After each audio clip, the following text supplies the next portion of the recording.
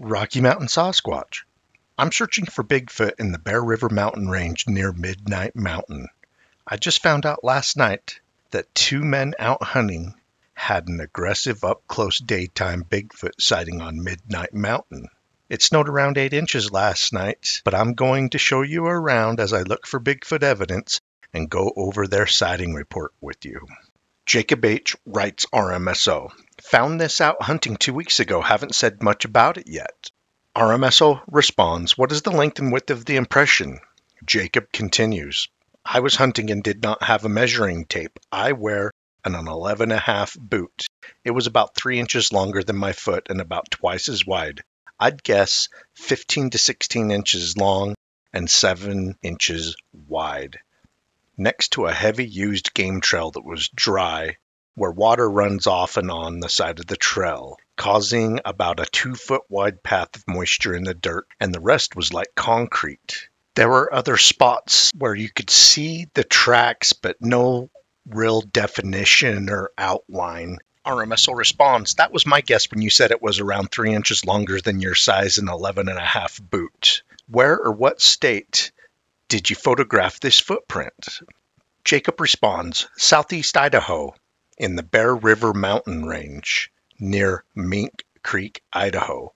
RMSO responds, okay, was this up Franklin Basin Road or did you find it in the valley near Mink Creek? Jacob continues, there's a canyon just past Mink Creek called Immigration Canyon. There's a road that cuts back and goes east side of the highway.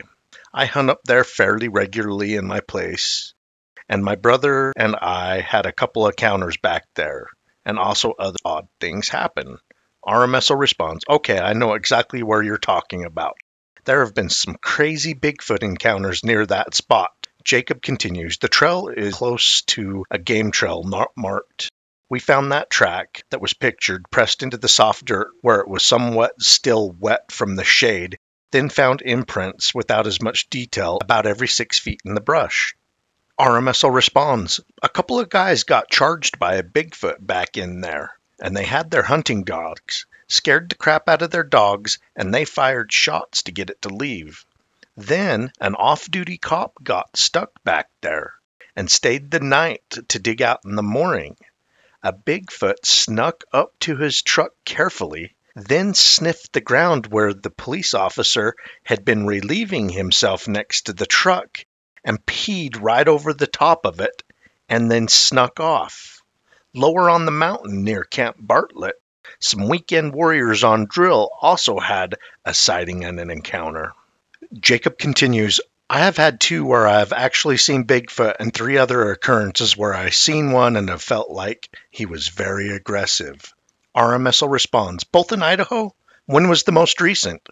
Jacob continues, 2 weeks ago. RMSO states, same time you took a photo of that Bigfoot track?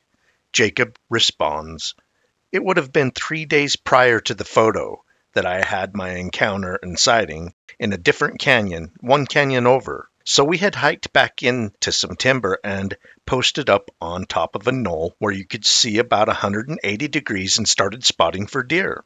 We had been seeing a few does and were quietly talking. Out of nowhere we heard a whoop type of sound down below us.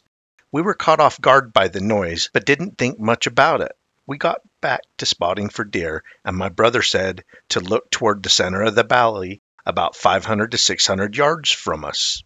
There was a silvery orb floating, moving back and forth slowly, then would stop for a minute, then would start to move slowly down again until it landed in the trees where we lost sight of it. I made the comment that the whoop that we heard earlier was Bigfoot, more so just teasing my brother about it, not truly believing it. So he, in fun, made a really loud whoop sound that echoed in the valley, and almost instantly below us again, the whoop answered back. Scared the crap out of us, so we got our stuff packed up as fast as possible and started to leave. Then we heard a loud crash off to the side of us, a tree falling, crashing to the ground. So we started to push through the brush and got to a clearing. We were heading back to our 4-wheeler, and as soon as we stepped into a clearing maybe 20 yards across on the other side, a big figure was standing there in the buckbrush, up to his knees. It just looked at us. It looked irritated that we were there. We both had pistols in our hands just in case it came at us. Then another crash on our left, and we both looked, and when we turned back, it was gone. We both then ran as fast as we could back to the four-wheeler. It was a mile away or so, and haven't been back there since. Hope that this made sense. I'm messaging you from my phone. RMSO responds, were you guys able to estimate the creature's height or width? Jacob responds, the track was a mile apart from the sighting. I would guess the creature was 8.5 feet tall, maybe a bit more. Buckbrush was up to its knees and close to chest height for us. He was super thick, hard to say. I'm not the best guesser from judging elk. I'd say 475 to 550 pounds. Sounds crazy that I say that. RMSO responds, amazing. Right in the area, some very aggressive encounters have taken place in the past too. We do look around your sighting report area often because of the history of them in that area. Can't get to each and every one, but we do know that the Bigfoot you saw and possibly his traveling companion start heading south through the Bear River mountain range into the Wasatch mountain range this time every year. We track their movements with sighting reports and the tracks they leave behind. In 2020, one of the two was filmed in the sink. We tracked it to Beaver Mountain, and then they were spotted in Franklin Basin. Then 4 weeks later, a guy come face to face with both of them on Monte Cristo. As rare as these creatures are, I do believe they are the same ones that keep getting spotted and encountered there. Trying to figure out what one of the two you saw. What color was he?